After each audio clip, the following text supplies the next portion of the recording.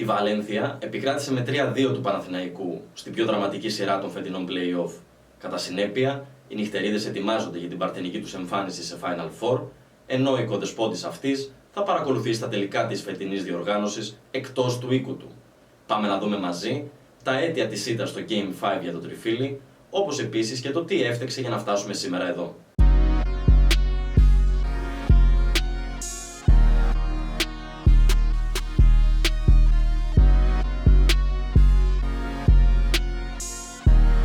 Game 5. Βαλένθια Παναθηναϊκός 81-64.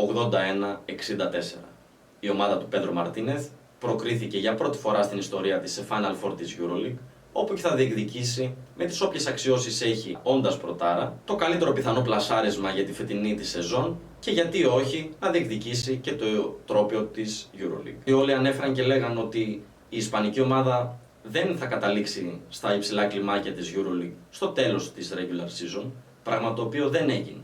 Από εκεί και πέρα συνάντησε με πλεονέκτημα έδρας σε play-off τον πολύ έμπειρο Παναθηναϊκό και κυρίως τον Παναθηναϊκό με τους stars, αλλά το πιο σημαντικό, τους πιο έμπειρους παίκτες κόντρα σε αυτούς τους παίκτες της Βαλένθια, οι οποίοι είναι νέοι, με ενέργεια, όρεξη, αλλά άπειροι από το συγκεκριμένο κομμάτι, ουσιαστικά σε μάτς τα οποία κρίνουν προκρίσεις, κρίνουν ενδεχομένως ένα καλύτερο πλασάρισμα στο τέλος διοργάνωσης και, όπως ανέφερα και πριν, γιατί όχι και την κούπα. Το πιο μεγάλο επίτευγμα όμως για τον coach Μαρτίνεθ είναι ότι οτιδήποτε έχει καταφέρει τη φετινή σεζόν το έχει κάνει με το δικό του τρόπο, με το δικό του play style και εφαρμόζοντας επακριβώς ό,τι έχει στο μυαλό του. Ένα διαφορετικό τρόπο παιχνιδιού, ο οποίος δείχνει να μην έχει απάντηση από το μεγαλύτερο μέρος των ομάδων της EuroLeague. Δεν θα μας εκπλήξει αν σιγά σιγά κι άλλες ομάδες αρχίζουν να παίζουν με τον τρόπο που ουσιαστικά αγωνίζεται η ομάδα της Βαλένθια και γιατί όχι να υποκλέπτουν και κάποια πράγματα από τη φαρέτρα του Ισπανού coach. Από εκεί και πέρα οι νυχτερίδες θα λάβουν μέρος σε έναν ισπανικό εμφύλιο στο δεύτερο χρονικά ημιτελικό της φετινής διοργάνωσης και ουσιαστικά στο βράδυ της 22ης Μαΐου, ημέρα Παρασκευή, κόντρα στη Real Madrid. Μια Real Madrid λαβωμένη στη θέση των ψηλών, ουσιαστικά στη θέση 5, καθότι θα απουσιάσουν από το Final Four και τη συνέχεια και τα τελικά της διοργάνωσης και τη σεζόν ο Έντι Ταβάρες, η πιο ηχηρή απουσία, αλλά και ο Άλεξ Λεν. Και παρότι οι Μαδριλένοι ενισχύθηκαν με την προσθήκη του Ομέρ Γιουρτσεβέν, ο οποίος ουσιαστικά αποχώρησε από την Αμερική, από την άλλη πλευρά του Ατλαντικού, δεν έχει δικαίωμα συμμετοχής ούτε στο Final Four και γενικά στην Ευρώπη. Έχει κλείσει το παράθυρο αυτό. Τον προσέθεσαν μόνο και μόνο για τη συνέχεια στη Λίγκα ACB. Με την παράμετρο αυτή, καθότι η Real στηρίζεται και είναι ο βασικός πόλος της επιθετικής της προσπάθειας, αλλά και αμυντικής με τον Έντι Ταβάρες στη θέση 5, οι ελπίδες αλλά και οι πιθανότητες για πρόκριση των πορτοκαλί της Ισπανίας αυξάνονται δραματικά. Όσον αφορά τον Παναθηναϊκό, θα γίνει μια γενική κουβέντα, αλλά και το τι μέλη γενέστε για τη φετινή σεζόν του τριφυλιού στην πορεία της σημερινής εκπομπής. Προς το παρόν, πάμε να δούμε πιο εντελεχώς το τι συνέβη στο Game 5 μεταξύ των δύο ομάδων. Ο Παναθηναϊκός έδειξε γενικότερα σε αυτή τη σειρά, αλλά και κατά συνέπεια κυρίως στο Game 5, να μην μπορεί να ακολουθήσει στο μεγαλύτερο μέρος των αγώνων τη Βαλένθια.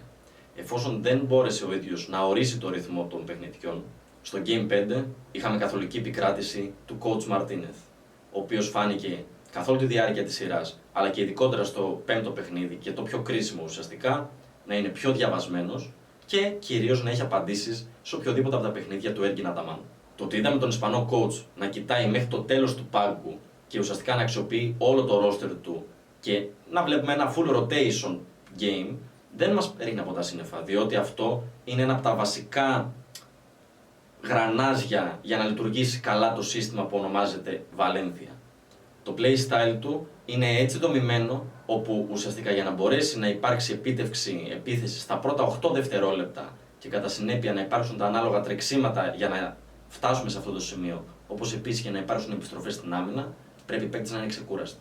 Γι' αυτό και βλέπουμε καθ' όλη τη διάρκεια της σεζόν πολλές φορές να κάνει 4 και 5 αλλαγές μαζεμένες. Από την αντίπερα όχθη είδαμε τον Έργιν Αταμάν ουσιαστικά να κατεβάζει μια ομάδα χωρίς κάποιο πλάνο, είτε επιθετικό, είτε αμυντικό, είτε γενικότερα, αλλά κυρίως στο κομμάτι της επίθεσης. διότι αυτό είναι και το συγκεκριμένο το οποίο πόνεσε τον Παναθηναϊκό. Είδαμε ένα σφιχτό rotation κλασικά της τάξης των 8 παικτών, βαριά 8 παικτών, και από εκεί και πέρα υπήρξαν κάποιες προσπάθειες, να το πούμε πιο λαϊκά, να βγουν κάποιοι λαγοί από το καπέλο, πράγμα το οποίο δεν συνέβη. Ασχέτως όμως και να συνέβαινε, δεν θα μπορούσαμε να το θεωρήσουμε ότι είναι κομμάτι οι συγκεκριμένοι λαγοί, σε εισαγωγικά παίκτες ουσιαστικά, ότι είναι κομμάτι του rotation. Ο coach Αταμάν για ακόμη μία φορά, όπως και καθολικά την φετινή σεζόν, στηρίχθηκε στο ατομικό ταλέντο, την ποιότητα και την εμπειρία των παικτών. Πράγμα το οποίο αυτή τη φορά δεν τον έβγαλε στο προπρόσωπο. Και ήταν και αναμενόμενο, διότι δεν μπορεί κάθε φορά βασιζόμενο σε αυτό και με 0 επιθετικό πλάνο να πιστεύεις ότι καμία φορά στην πορεία δεν θα υπάρξει κάποιος προπονητής ο οποίος θα σε διαβάσει και θα βρει κάποια tricks έτσι ώστε να κλείσει τα επιθετικά του των παικτών. Συνυπολογίζοντας λοιπόν σε αυτά την απουσία του αρχηγού Κώστας Λούκα, ο οποίος μπορεί στην αρχή με κακό διάβασμα δικό μου προσωπικά να είχα αναφέρει ότι ενδεχομένως πάντα μέσα σε εισαγωγικά, διότι ποτέ δεν είναι καλό να απουσιάζει ένας παίκτης και ειδικότερα με τραυματισμό, είναι μία μείον επιλογή και ένας παίκτης τραυματισμένος, να είναι ευεργετική η απουσία του για το κομμάτι του παιχνιδιού του Παναθηναϊκού. Μεγάλο φάουλ, αναλαμβάνω την ευθύνη, διότι ήταν ένα από τα κομμάτια τα οποία στοίχησαν, όχι καθολικά για την εικόνα του Παναθηναϊκού, αλλά στοίχησε κυρίως στο πέμπτο παιχνίδι και ουσιαστικά από την επιστροφή της σειράς στην Αθήνα και έπειτα. Διότι η ηγετική του φυσιογνωμία, το καθαρό μυαλό, οι οργανωτικές του αρετές και ικανότητες ήταν αυτές που έλειψαν από την ομάδα του Εργκίν Αταμάν στα κρίσιμα σημεία όπου έδειξε να ψάχνει αυτό το κάτι το οποίο δεν μπόρεσε να βρει ποτέ. Από εκεί και πέρα, συνεχίζοντας πάνω σε αυτό που λέγαμε περί του διαβάσματος του coach Μαρτίνεθ, είδαμε έναν Κέντρικ Ναν, ο οποίος δεν ήταν ο γνωστός Κέντρικ Ναν, ο οποίος μας έχει συστηθεί τα τελευταία 3 χρόνια. Πέραν το ότι και ο ίδιος μπορεί να ήταν ελαφρώς πεσμένος σε ένα πλαίσιο, στη σειρά τη συγκεκριμένη, είδαμε ότι ο Πέντρο Μαρτίνεθ του έκοψε την αριστερή τρίπλα και κατά συνέπεια το αριστερό μπάσιμο ή το αριστερό κόψιμο και στην πορεία το jump shoot, το οποίο είναι το αγαπημένο του, το mid-range shoot, εκεί ουσιαστικά από τα 4-5 μέτρα, είναι άχαστος. Πράγμα το οποίο είδαμε και ελάχιστες φορές στη συγκεκριμένη σειρά και ιδίως στο Game 5 είδαμε ελάχιστα mid-range shots, τα οποία είναι τα αγαπημένα του Kendrick Nunn.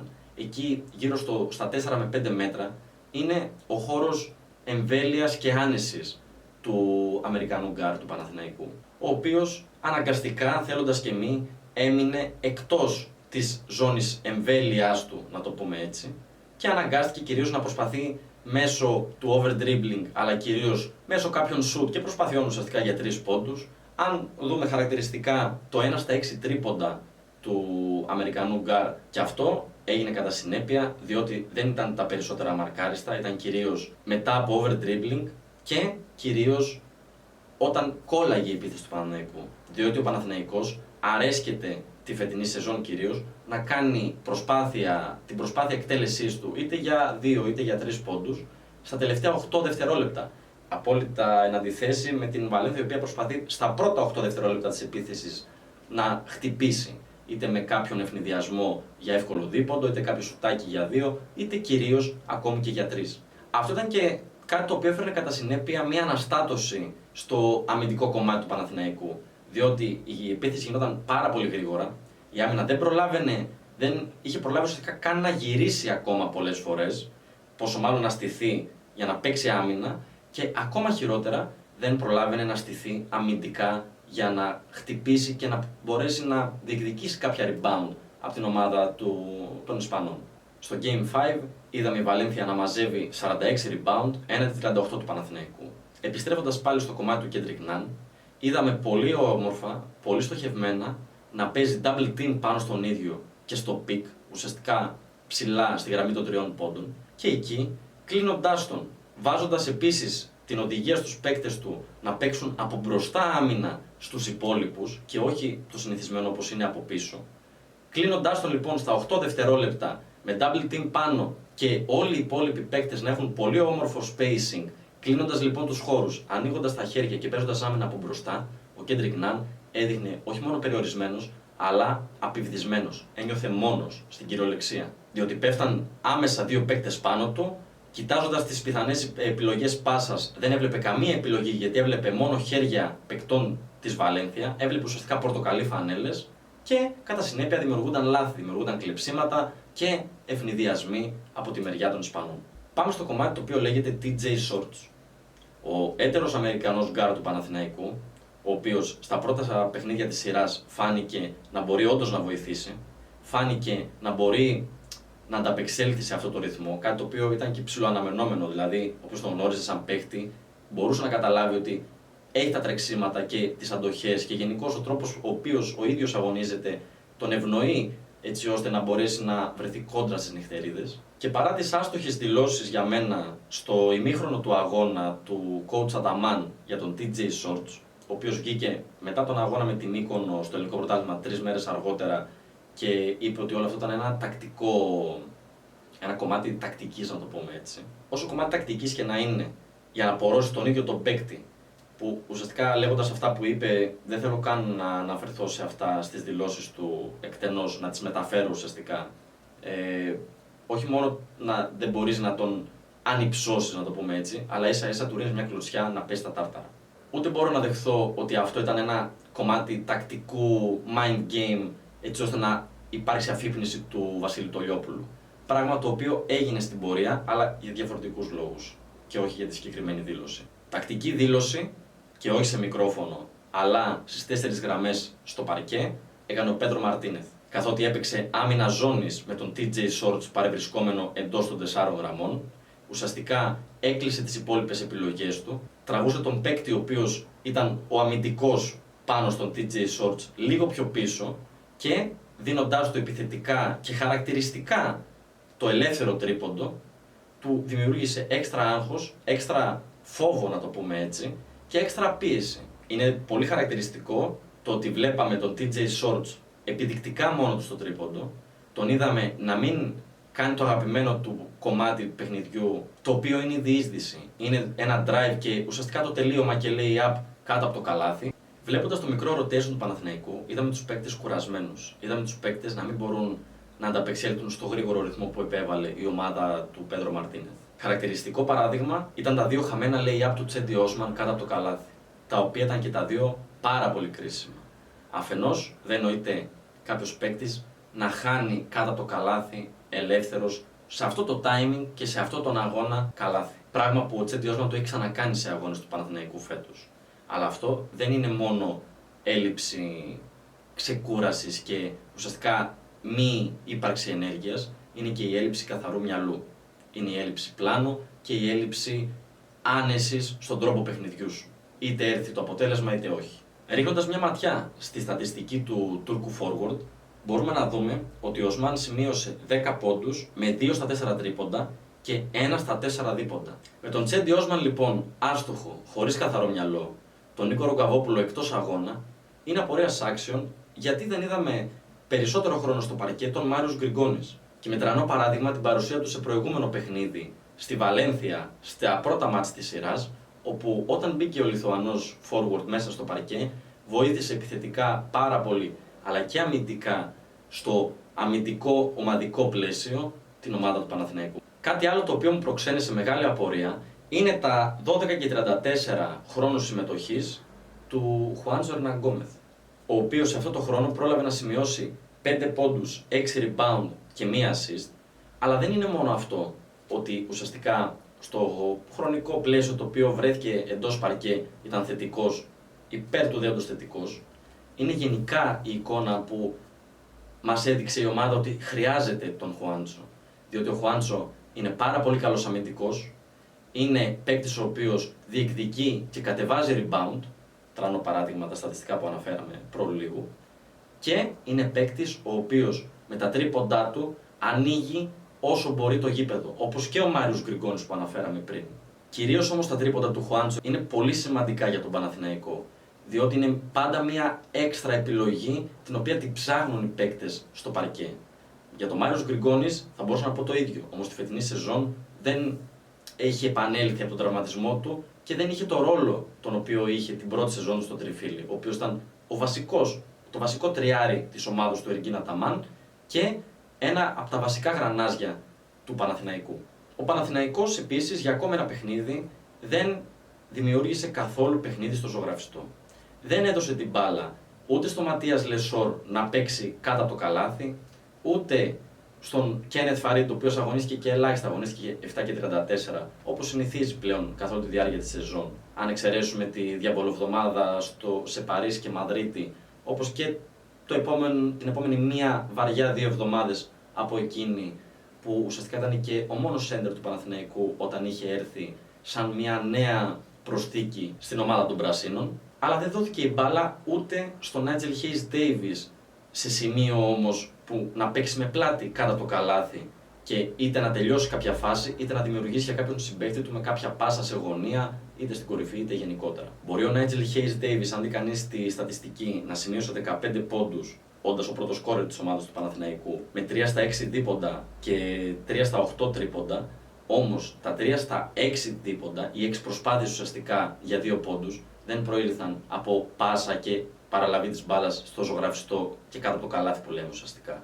Ήταν τα περισσότερα σουτάγια τα οποία ήταν είτε κρεμασμένα, είτε με κάποιο step back, αλλά κυρίως με το fade away, το οποίο έγινε το αγαπημένο του Nigel Hayes Davis σε αυτή τη σειρά. Και τονίζω το ότι έγινε διότι δεν είναι μία από τις βασικές κινήσεις οι οποίες είναι κατ' επιλογή της αρισκίας του Nigel Hayes Davis, είναι κατά ανάγκη αγαπημένη κίνηση του Nigel Hayes Davis. Όταν δεν ρολάρει τίποτα άλλο γύρω του και είναι κλεισμένος ακριβώς από πάνω του με τον αντίπαλο παίκτη, τότε είναι επιλογή του να τελειώσει έτσι κάποια φάση. Λίγο πιο συγκεντρωτικά, η επιμονή σε ορισμένους παίκτες και κυρίως στο σφιχτό rotation, το οποίο τονίζουμε και ξανατονίζουμε στη σημερινή εκπομπή, επέφερε διάφορα προβλήματα ουσιαστικά στην ομάδα του Παναθηναϊκού, τα οποία κλιμακωτά οδηγούν κατά συνέπεια το ένα στο άλλο. Όταν είσαι κουρασμένος, δεν μπορείς να παίξεις την ίδια άμυνα πάνω στον παίκτη, να χαστλάρεις που λέμε και ουσιαστικά με ένα κλέψιμο, με ένα deflection και με κάποια κίνηση η οποία ουσιαστικά να πάρθει η μπάλα από τα χέρια του αντιπάλου, είτε ακόμα και σε προσπάθεια για rebound, που είδαμε τον Παναθηναϊκό να μην μπορεί να αντιδράσει σε αυτό.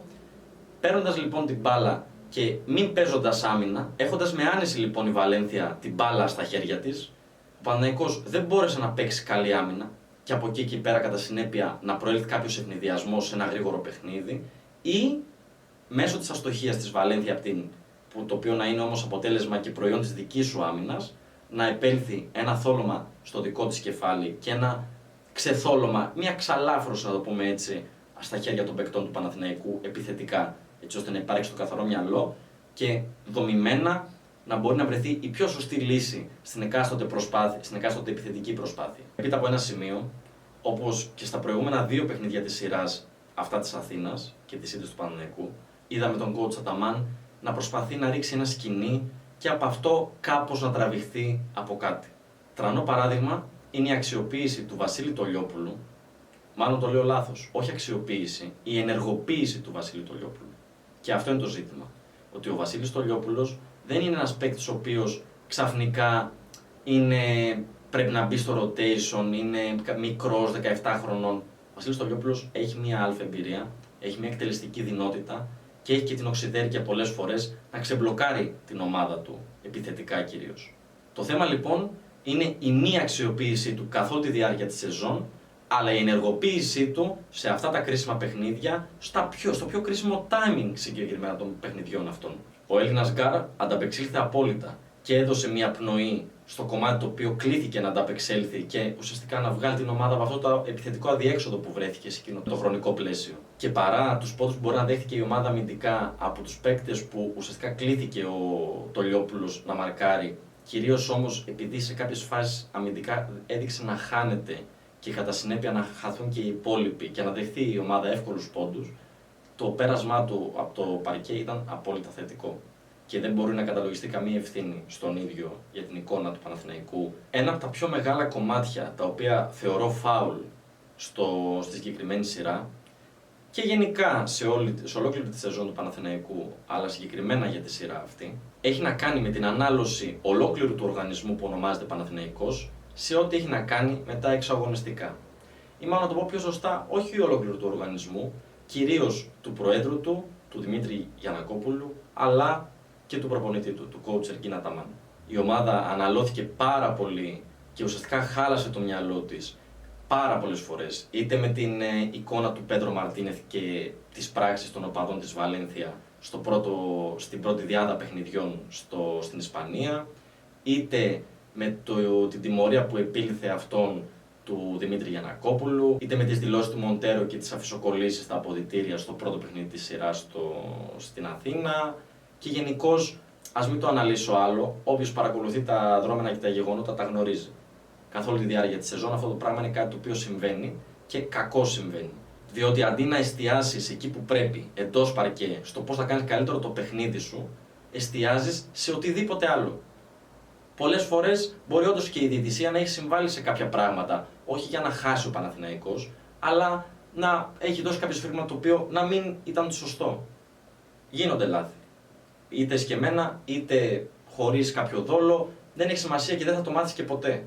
Το θέμα είναι τι κάνεις εσύ, έτσι ώστε να μην δώσεις πάτημα σε ένα λάθος ακούσιο, υποθέτουμε και ελπίζουμε, της διαιτητικής τριάδας, να σε επηρεάσει. Πόσο το αφήνεις να σε επηρεάσει αυτό, ειδικότερα με τις δηλώσεις του Ερκίν Αταμάν, με το πέρας του πέμπτου game και τον αποκλεισμό του Παναθηναϊκού στη συνέντευξη τύπου του αγώνα, όπου στάθηκε κυρίως στο κομμάτι του πόσες προσπάθειες εκτέλεσαν οι ομάδες γενικότερα.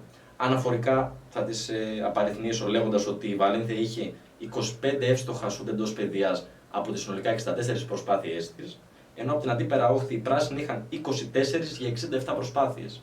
Ενώ οι ελεύθερες βόλες ήταν 22 εύστοχες για 29 της Βαλένθια, ενώ για τον Παναθηναϊκό 6 για 8. Το point μου δεν είναι ουσιαστικά να επιβραβεύσω τον coach Αταμάν πάνω σε αυτό που είπε και στην παρατήρηση που ήθελε να κάνει.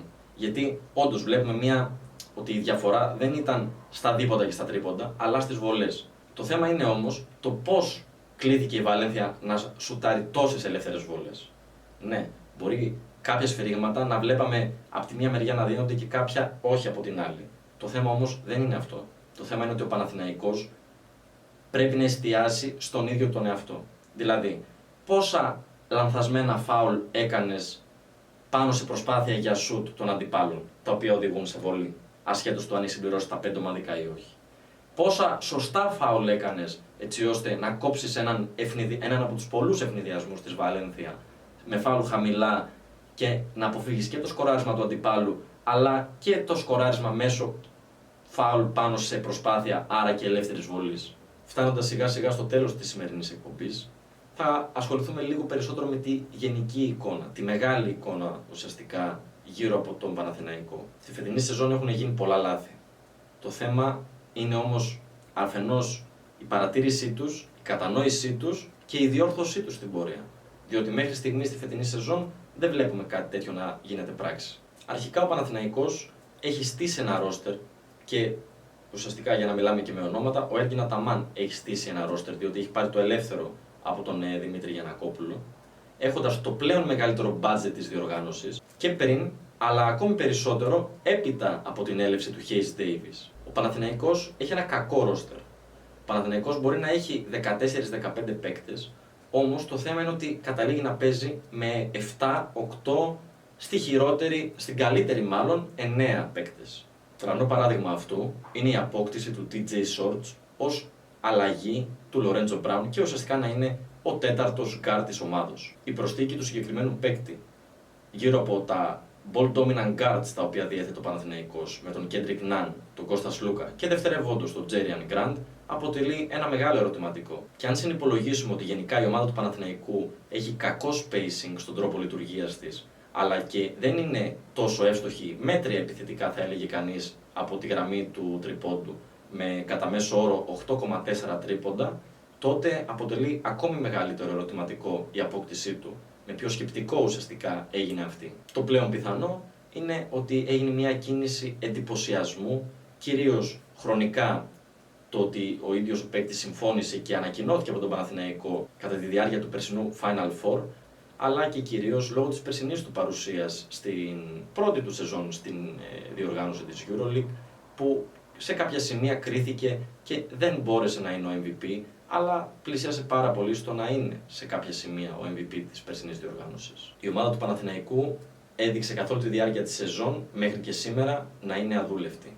Έδειξε να βασίζεται στο ατομικό ταλέντο και στην εμπειρία των παικτών και μόνο, χωρίς να υπάρχει κάποιο επιθετικό πλάνο το οποίο να μπορέσει να, σε συνάρτηση με την εμπειρία και το ταλέντο, να ανέβει ένα επίπεδο, να κλιμακώσει την καλή της εικόνα και το καλό επίπεδο το οποίο μέσα στο παρκέ και να καταφέρει να διεκδικήσει με αξιώσεις το έτσι ώστε να καταφέρει να κλιμακώσει την καλή της απόδοση και σε συνάρτηση με όλες τις υπόλοιπες αρετές που αναφέραμε, να καταφέρει να φτάσει στο στόχο της, ο οποίος δεν ήταν άλλος από την κατάκτηση μέσα στο ίδιο της το σπίτι. Επόμενο βασικό κομμάτι είναι το ότι ο coach Ataman δεν κοιτάει στον πάγκο μέχρι τέλος του πάγκου ουσιαστικά.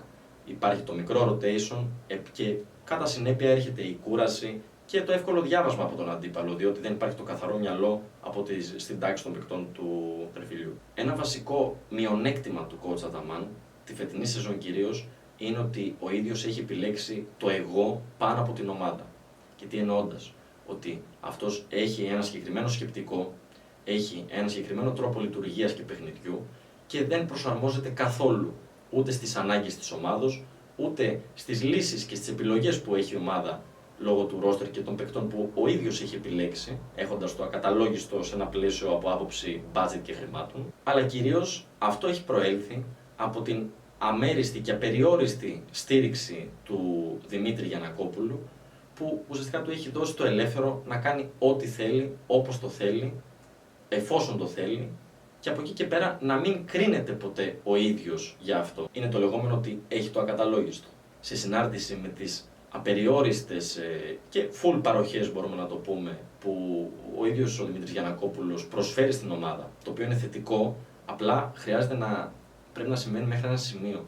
Δηλαδή μετά από ένα σημείο θα πρέπει να επέλθει κάποιο είδους πειθαρχία, αρχικά από τον ίδιο, κατά συνέπεια στον προπονητή και από εκεί και πέρα να περάσει και στους ίδιους τους παίκτες. Ουσιαστικά είναι αυτό που λέμε να τραβηχτούν τα λουριά κάποια στιγμή. Διότι δεν γίνεται ο καθένας να κάνει ό,τι θέλει, όπως το θέλει, όποτε το θέλει. Επίσης, θα έπρεπε η ομάδα να έχει προστατευτεί λίγο περισσότερο εξωαγωνιστικά και να έχουν κλείσει τα παράθυρα με διάφορες κουβέντες που μπορεί να εισέλθουν στον οργανισμό του Παναθηναϊκού και να χαλάσουν το μυαλό των παικτών, του προπονητή και του Προέδρου του ίδιου του Δημήτρη του Γιαννακόπουλου. Πράγμα το οποίο δεν έπεισε καθ' όλη τη διάρκεια της σεζόν ότι μπορεί να καταφέρει να το κάνει με σωστό τρόπο. Εφόσον και αν γινόταν, θα γινόταν με ουσιαστικά μια πολύ καλή απόδοση στο εκάστοτε παιχνίδι από έναν από τους πολύ καλούς παίκτες τους οποίους αντικειμενικά διαθέτει. Last but not least, η μη αξιοποίηση και ο παραγωνισμός των Ελλήνων παικτών.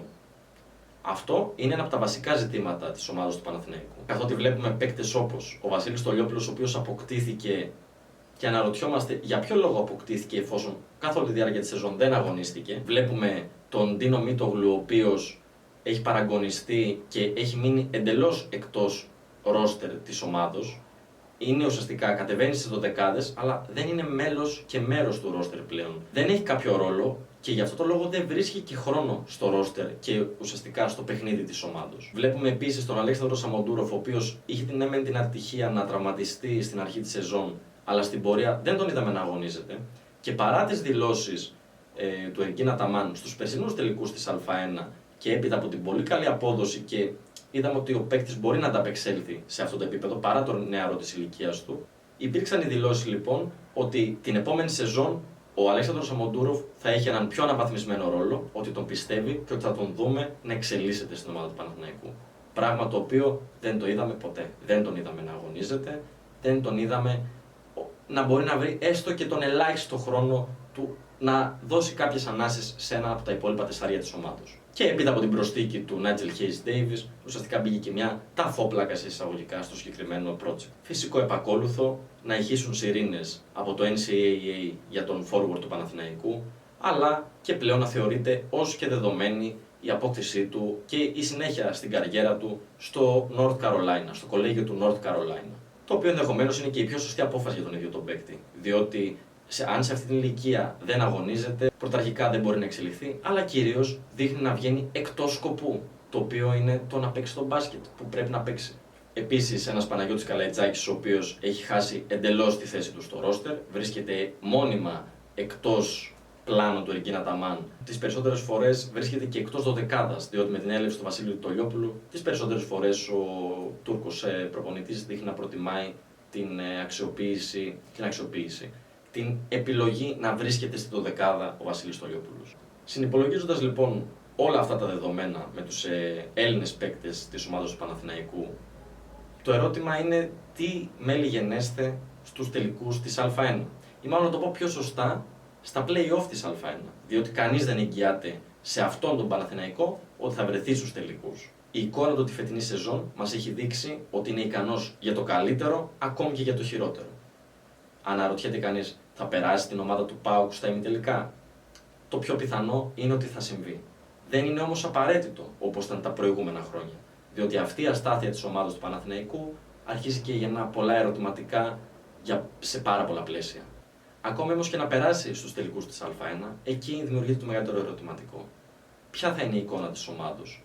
Μήπως θα είναι και ουσιαστικά η ταφόπλακα σε αυτή την τριετία του Ερκίν Αταμάν και γενικότερα στο πώς είναι δομημένο το project του Παναθηναϊκού τα τελευταία 3 χρόνια? Την απάντηση αυτή λοιπόν θέλουμε να μας τη δώσετε εσείς στα σχόλια. Θεωρείτε ότι έχει κλείσει ο κύκλος του Ερκίν Αταμάν στον Παναθηναϊκό ή όχι? Επίσης, τι βλέπετε και τι είδατε βασικά κυρίως ότι έφτεξε για τη φετινή πορεία του Παναθηναϊκού, αλλά και το τι βλέπετε για την κατάληξη της φετινής σεζόν και του ελληνικού πρωταθλήματος για την ομάδα του Παναθηναϊκού. Τα λέμε στο επόμενο επεισόδιο.